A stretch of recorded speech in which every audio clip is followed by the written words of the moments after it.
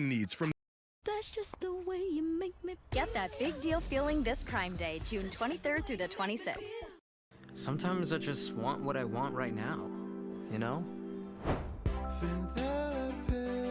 The MLB to the NBA and NHL playoffs, even World Cup tickets on SeatGeek, the #1 rated ticketing app, where I good to go. In the description, any ticket. Unpredictable.com. The San Antonio Spurs played so well in the first half that by the end of the first quarter, the Knicks' win probability was already just 17.6%. By halftime, the Knicks' win probability fell to just 1.5%. And with about 9 minutes left in the fourth quarter, their probability of winning this game was just 1%. 1%. Unfortunately for the Spurs, basketball is more than just a game of probability.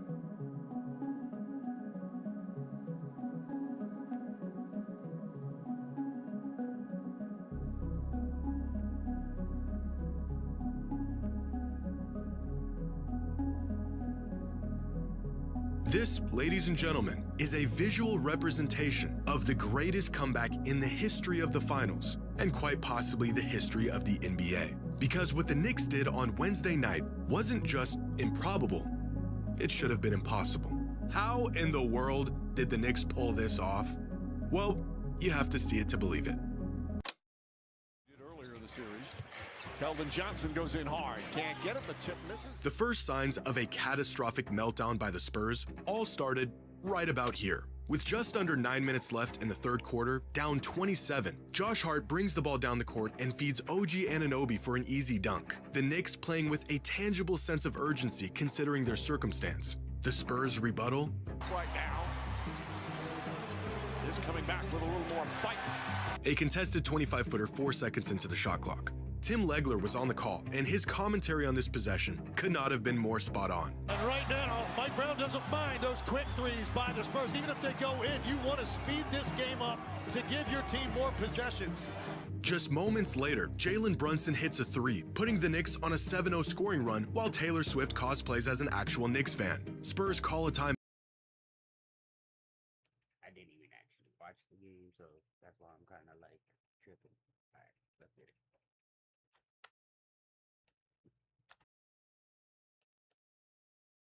Their game plan still intact, for now. Just a couple possessions later, after a 7-0 scoring run while Taylor Swift cosplays as an actual Knicks fan. Spurs call a timeout. Their game plan still intact, for now.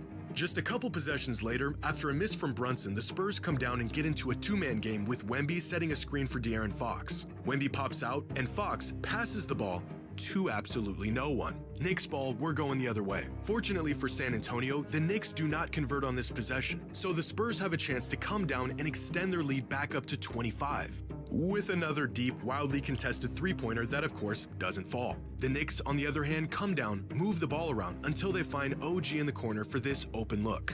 The lead now down to 19. Knicks on a 10-0 run. At this point, one can the lead come down, move the ball around until they find OG in the corner for this open look. The lead now down to 19. Knicks on a 10-0 run. At this point, one can only assume the Spurs will probably stop shooting early shot clock threes and really get into their half-court offense, right? Points, Brunson with 22. They've got 44 of the 62. Johnson wide open. Can't hit. Right. Well, at least on the next possession, the Spurs do a better job at getting into something that resembles a coherent offensive set. Fox step back three. It's another highly contested step back three, and another miss. What's worse than another missed three? Cornette checks in. Hart tries a three. Giving up another three on the other end just 27 seconds later. The Knicks now on a 13-0 run. Eventually, the Spurs got back on track and maintained their lead over the next 6 minutes, slowly working down the clock and holding off the Knicks, which in and of itself was a miracle considering how poorly they were playing. Throughout the third quarter, the Spurs attempted 20 shots. They hit 4 of them. In fact, they had more turnovers than they did made shots in the quarter. At the start of the quarter, the Spurs had a 27-point lead. By the end of it, their lead was just 15. But that was some of the worst basketball the Spurs had played all season, especially considering the first half they just put up. It would take an unprecedented, horrific collapse to follow up that third quarter with an even worse fourth quarter. Cornette checks in. Hart tries a three. Hart hits a three. Suddenly it's cut to 16. That's 13 straight points. Alvarado tries a three. Rolls around and drops in. Beautiful pass inside. Bridges banks it home. Shot clock winding down. Towns off the bounce. Step back. Puts up the three. It's good. Alvarado and Brunson. Anunoby. Three-pointer's good. 6 3-pointers for Anunoby. You ever watch a game and see some stuff that can only be attributed to what feels like fate? Despite the adjustments, despite the attention to detail or the effort, it just seems like there's an outcome that is destined to happen. This was one of those games. After having one of the greatest offensive halves in playoff history, regardless of the looks the Spurs got, they struggled to get them to fall. And regardless of the looks the Knicks got, they couldn't seem to miss. And after another run from the Knicks, the Spurs lead is now cut to just 11 points. Now, some of this can be attributed to experience. Some of it can be attributed to focus and sticking to a game plan. And some of it is sheer luck. But when you're witnessing a professional basketball player doing a balancing act, tiptoeing the backcourt in the midst of a historic comeback before heaving the ball to the opposing team, one may begin to believe there's a greater force at work here. I am sitting at home on the other side of the country, and I can physically feel the Knicks' momentum from my couch. Coming back down the court, the Knicks got the ball to Cat in the corner, but he's got Wemby on him, the defensive player of the year, one of the best defenders of all time. Surely, he doesn't just go right at him and get another bucket here. Towns fakes, drives on Wemby, goes inside, stops, flips it up, shot is good. Of course he does. The lead, now just 9 points. Madison Square Garden is in mass hysteria. With a chance to swing the game back in their favor, the Spurs come back down the court. And considering their circumstance and what has occurred over the last 18 minutes, do you think they, A, work the ball around until they get a good look? B, feed the ball to their 7'5" alien superstar rolling to the basket? Or C, do the exact same thing that got him into this mess and take another early three-pointer? Chipping away. Fox picks up his dribble. Champagnie can't get it. If you said option C, you are correct.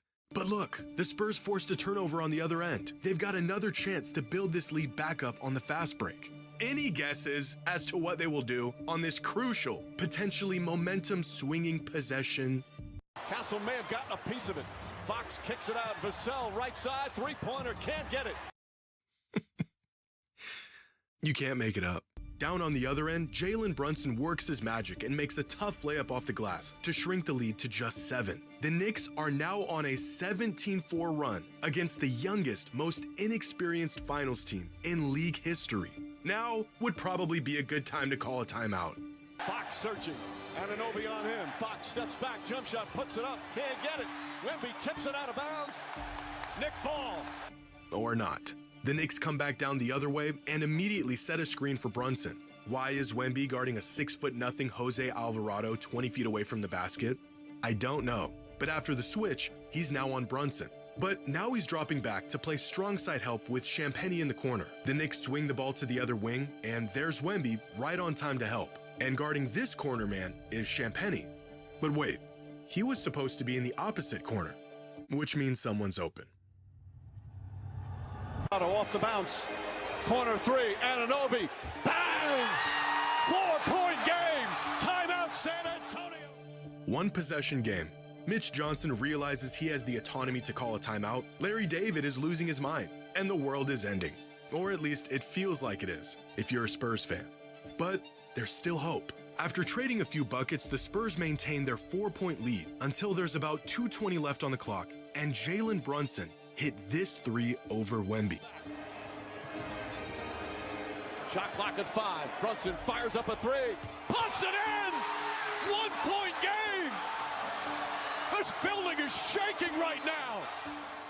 You ever see a dagger that wasn't a game winner or a go-ahead bucket? Well, you just did, because it is now just a 1-point game, and the Spurs are in a state of shock.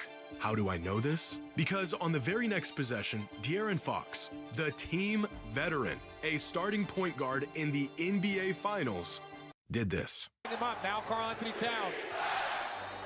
Fox throws it away!